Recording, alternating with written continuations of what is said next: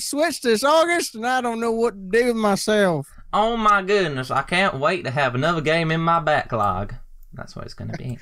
That's what it's going to be like. I can't wait to pay $19.99 US for a game to sit there and look at me while I'm not playing with it. All right, cool. Let's do this. I'm excited. I've already been recording. That's the intro. That's the intro. I've already been recording the intro. You've done the intro. Oh, great. Cool. Have you really been recording? Yeah. I always do it. That's fantastic. Well, great. Whenever I'm doing something, I always just start getting it started before, because there's always those gems when people don't realize they're getting recorded. Hey, that's a good idea. So why don't you go ahead and introduce ourselves, sir? Hello, everybody. Me and Rob here again today, and as you can tell, we're talking about Dead Cells, which means we are looking today at 7 Nindie games which are going to be coming out in the month of August, because Dead Cells is coming out. It's a Nindie game and it's coming out in August. So yeah, August is looking to be another amazing month of indies, but which ones should you buy? There's so many. Which releases should you be getting? That's where we are going to be coming in today. So here are 7 Nindies we think you should be checking out. We've got rogue games, we've got fighters, and we've even got a little bit of DLC in there. So let's get right into things. Rob, what are we kicking off with? Well, surely you've heard of the buzz surrounding Dead Cells. No? Ooh. Okay, well listen ahead then. Dead Cells is a Roguevania, which launched last May on Steam. It's got a current 94% positive rating, which means it's probably pretty good. And it's finally hitting Switch this month, which is the best month because it's my birthday month. But you wouldn't think that roguelikes and Metroidvanias would maybe work. Maybe you thought they would, but they do.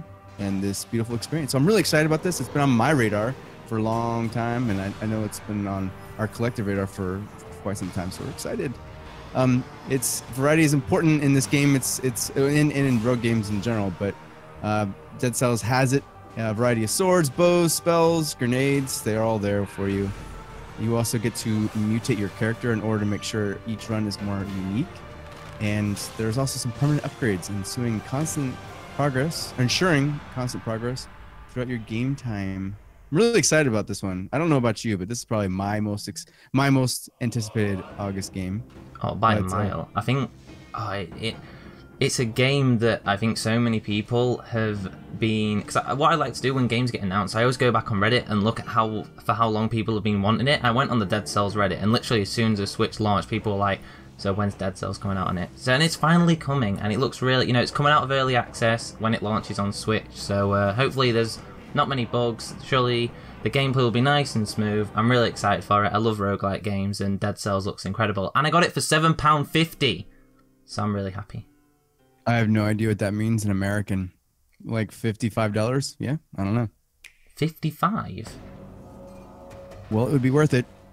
I mean, it'd be worth 100. I think it's like maybe 12, 13, something like that. Which is a pretty good price. For a physical, yeah, it's a really good price.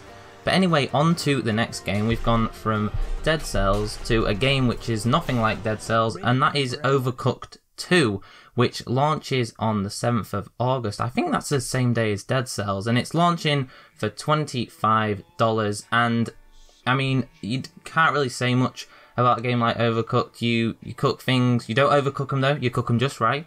It's a co-op game. You play it with your friends, and it's a kind of game where eventually you'll have to buy some more Joy-Cons because you'll be smacking people with them. It's a very, very frustrating game, and Overcooked 2 continues right from where the first game left off. You can work with up to 3 people, and that can now be online. And now online wasn't actually in the first game, and it's in the second one. I'm really excited for that.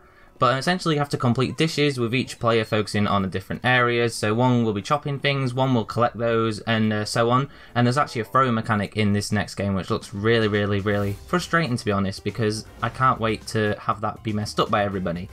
Like, as I said, you'll be getting online in the second game, which is massive. And, so you can threaten people not only physically, but verbally too.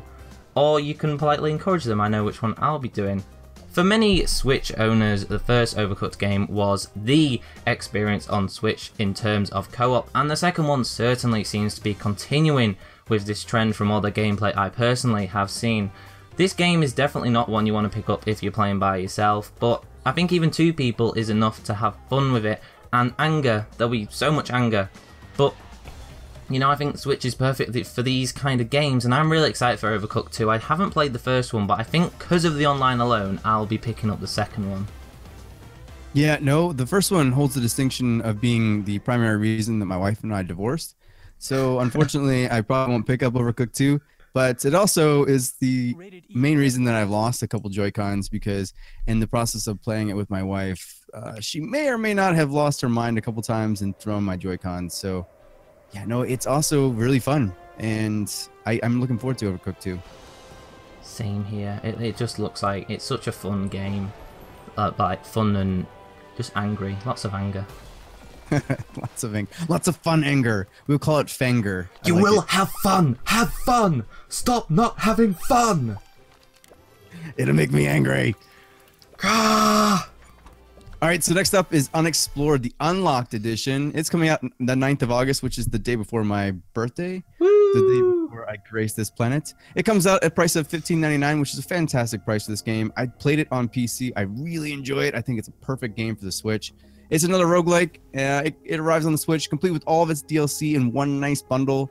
It's described as an action RPG with revolutionary level generation. It is pretty cool because every time you play this game, the generation in the levels is completely different. So it feels like an entirely different game. But your progress, you know, it carries over just like in most roguelikes. It really feels like a game well suited to the Switch. Of course, no 2 runs will be the same, and there will be a healthy number of enemies and combat options to further ensure this. The Switch has become home to some incredible rogue games, and Unexplored certainly seems to be continuing this trend. For some, this genre of games is a hard pass, and I can understand that, because sometimes you don't want to be angry at everything, and you don't want to be angry at your games. But if you're a fan of roguelikes, Unexplored is an essential game for you this August. I'm telling you, it's really fun. The level generation is simply just completely unique and out of this world. It's got a simple look to it, but you know, don't let it deceive you. It's definitely a game you should check out. We'll have a review for the game as soon as we can around launch, and I implore you all to take a look at it, because it's something. It really is a shining example of what the indie crowd, the indie developer, like, you know, group can do. So check it out. Unexplored is a game. I mean, you say you played it. I haven't actually played it, but I'm really excited for this. I love rogue games, and to be fair, at this point, I think I have too many. I can't dedicate time to them all, but anytime there's a new one, I just pick it up straight away. It does look really interesting, and it's probably one that I am gonna pick up. I think I've got enough left in my eShop account to pick it up if I don't spend it on more rogue games, so maybe this will be the one that I get. But the next game, which is looking incredibly interesting, even as someone who isn't a fighting game fan, is Blade Strangers, which launches near the end of the month, the 28th of August, for $39.99. I mean, why not just make it $40? But anyway, so Blade Strangers is, for me, kind of, it looks to be a Smash Brothers game with some of your favourite indie characters, which is a pretty incredible concept. You get Shovel Knight, Quo, and my personal favourite, one of my favourite indie characters, Isaac from The Binding of Isaac, Tears and all. And that is what Blade Strangers is lining up to be. An awesome collection of characters refined into a fantastic looking fighter. Like I said, fighting games are a favourite genre of mine, but the inclusion of Isaac alone has made me really be interested in this, because I just love that guy so much. You know, he's just a crying little naked boy. What's not to love? Of course, we can't just compare this to Smash, because that's not what every fighting game is like, but you know, it is the Nintendo fighter, so it's inevitable that people are going to do that. But it certainly looks to have some uniqueness to it, and is launching at a good time to avoid the Smash Brothers competition right at the end of August, just in time for the Nintendo Online in September. The story also looks really interesting, which is great to see in fighters where they can sometimes be ignored.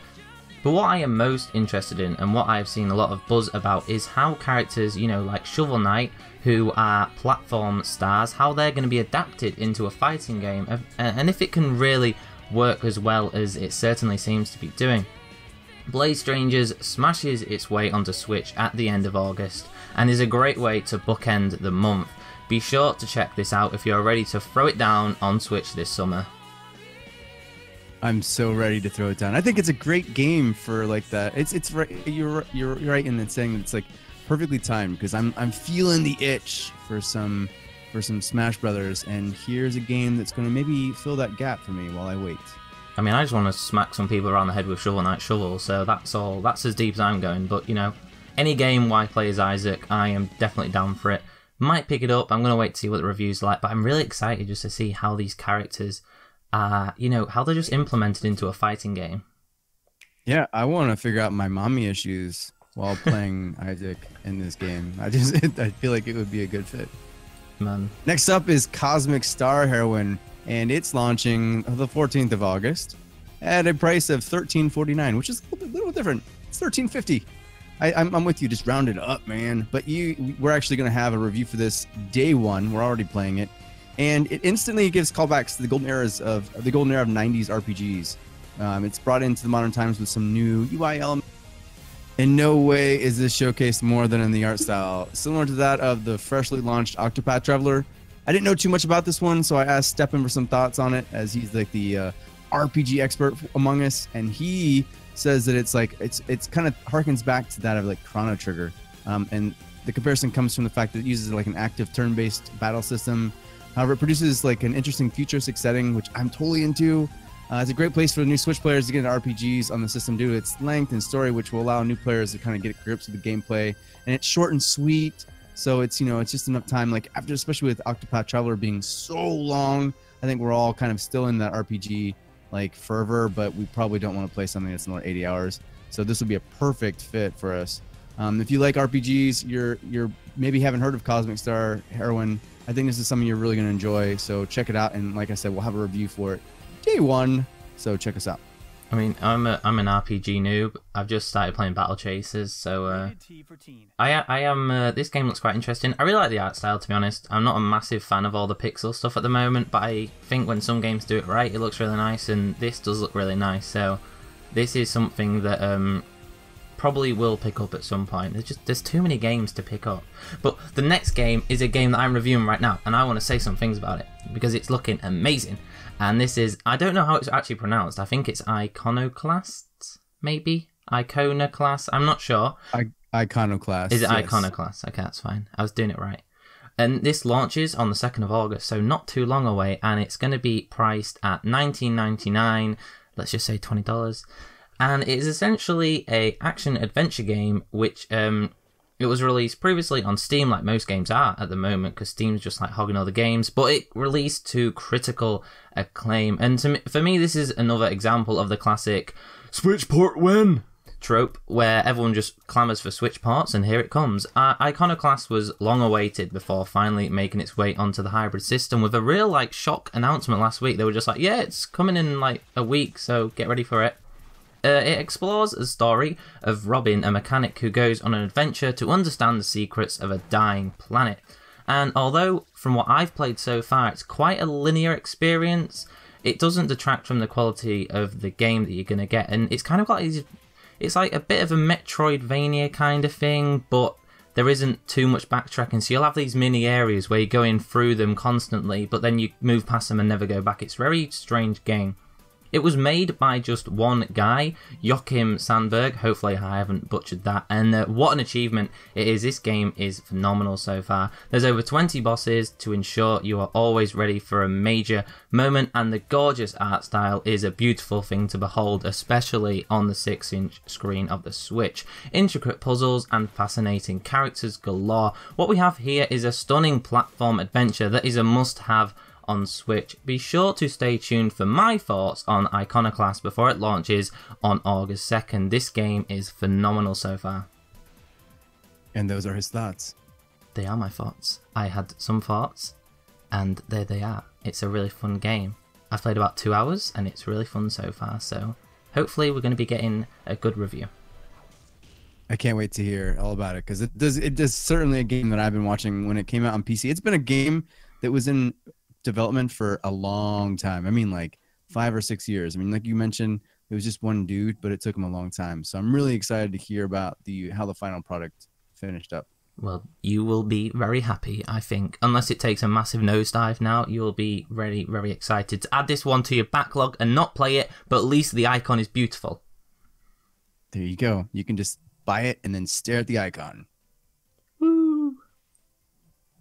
Next up is our only DLC for what is probably one of the best games I've ever played in my life. Hollow Knight, Gods and Glory. It's coming out the 23rd of August. Yes, and it's free. It is free, and it's free. This is so great. So, Team Cherry is going to throw out. First of all, it's amazing how Hollow Knight kind of took everything by storm when it was surprise dropped during E3. Oh, man. Immediately after the Nintendo Direct, it came out, which is fantastic. We have been loving this game so far, despite its cruel difficulty. I finally just got the Soul Master, and I'm on a roll now. I'm really I hate that guy. Yeah, it's really rough. It's a truly incredible game, and it's not the only thing that was incredible about it. The price point for $15 was amazing. All the DLC was included, and including this one, which is the final expansion. So, Gods and Glory will continue this amazing tradition of fantastic DLC for this game and bring together a complete and superb package that it's just so easy to recommend. This new content package claims to be the largest yet and will contain new bosses, characters, and even a brand new game mode. Of course, there'll be even more secrets too, which I love. Honestly, Team Cherry could announce a Hollow Knight cart, and it would probably be incredible. So we can trust them to deliver a final slice of sweet Hollow Nest pie. Gods and Glory is shaping up to be truly incredible, and all the team here at Nindie Nexus are excited to see what it has to offer. I know Steppen beat it in like one day because he got the game guide and went for it and just kept going. And he's our resident Hollow Knight expert at this point. But if you haven't picked it up already, now's the time, because by the time you can buy it, complete it, and then wait for the release, you'll have another 10 hours or so to play with the new expansion, which is fantastic. It is currently my favorite indie on the Switch, and yes. I have a feeling that most people who pick it up will feel the same way. So I can't wait for August 23rd to kind of finish up the Hollow Knight story. It's such a good game. The thing is, I have to get through it before the 23rd. I'm getting to the point where there's so many things I've got to be playing at the moment. But Hollow Knight is seriously. If you're watching this video or you're reading this on the site, why have you not played this game? It's better than 99% of the AAA games on the Switch. It's an amazing game. It's $15. Go and get it right now. If you don't get it, you don't actually deserve to have a Switch. I'm just saying it. You don't. Everyone should buy it, unless you're a kid. Yes, return your Switch. If you don't have it, just go ahead and return your Switch. Go and burn it. But anyway, guys, that is it. The 7 games that me and Rob, everyone on the site, we believe Nindie fans should be checking out in the glorious month of August. Also, be sure to wish Rob a happy birthday. But what do you guys think of this list? Do any of these games take your fancy, or maybe you think we have missed something out? I haven't missed something out, probably. I probably have, because there's games getting announced every single day. But right now, this is the list for me. Be sure to let us know your thoughts in the comments and on our social channels. And also be sure to join the Discord. There's lots of people talking about things on the Discord. That's what Discord's for. There are so many Nindies this month, so I hope this new monthly feature on the site will allow you to dig through the shovelware and find the real heavy hitters on the eShop. Thank you guys so much for checking out this new video series we're going to be doing. I am Tom, also known as the XV Project. Check me out on Twitter at the XV Project. Go and follow me. I tweet things sometimes. And I've been joined today by the Grand Overlord of Nindie Nexus, Roberto himself. Grand Overlord. I like it. Yes, thanks for having me, Tom. And thanks for having me, everyone. I love you all. And on that message, farewell to everyone. And following seas. Bye.